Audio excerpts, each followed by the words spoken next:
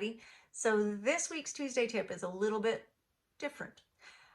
Genes influence so much about who you are, even down to things like, do you like leftovers, right? Or how do you feel when you eat leftovers? Because some people feel amazing because leftovers tend to become higher in histamine over time. Some people feel horrible with leftovers and so don't eat them, right? Some people like risk taking. Some people are risk averse because of their genes. It's not just personality that they choose or whatever. Their genes are dictating these things, right? Some people like a lot of stimulus and sounds and lights and noise and blah, blah, blah, blah, blah. Some people don't. Some people prefer quiet, peaceful, whatever, because of their genes. So I want you to really think about that. You know, for me, I can get judgy pants about weird things, right? So like leftovers is one of them, right? My husband definitely likes leftovers and eats them, but not in the same way I do, right? Like I will exhaust a leftover because I don't like throwing food away. It makes me crazy, right? And so I get judgy pants if we don't want to finish leftovers or if he doesn't want to finish leftovers. And the internal thought is like, come on, princess, it's, you know, you're not better than the leftovers. But you know what? This isn't about actual preference. I mean, it is to some degree, but a lot of it is about his genes versus mine. He and I are genetically kind of opposite ends of the spectrum, right? He has a very high histamine picture and I have a very low histamine picture. So the things that work for me very often don't work for him.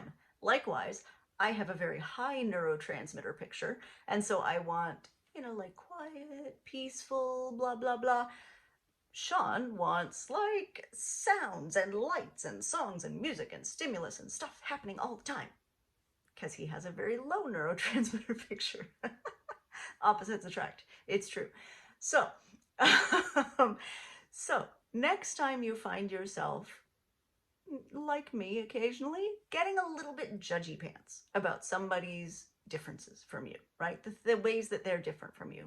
Stop and think, because you are different from them too. And they might be getting judgy pants on you, but you know what? Really, at the end of the day, you don't have a choice in how you are, and they don't have a choice in how they are either. It's genetic.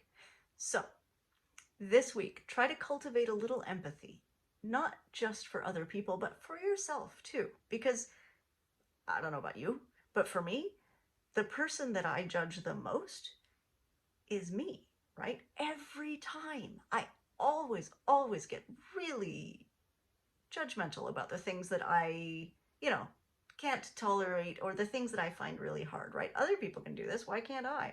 Other people don't have any problem getting work done in a noisy office full of 28 other people doing work, right? I do. But why? Because when it's me talking to myself, I get super judgy about it. But you know what? It's my genes. Those are my genes talking through my preferences. Okay. Would I judge somebody else for their genes? Like that's like judging somebody for, you know, the color of their skin or the family they were born into or their ethnicity or whatever. Like that's crazy pants. That is crazy pants. I would not do that to another human. Why do I do it to me? Well, because sometimes it's harder to see that it's genes and not just preference. So this week I want you to think about your level of empathy, especially towards yourself, but towards others as well.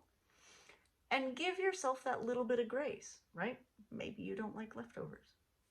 Okay. Maybe somebody else does. Okay. Maybe you're better at taking risks or better at noise and lights or worse at noise and lights or whatever it is, right? These are genetic issues.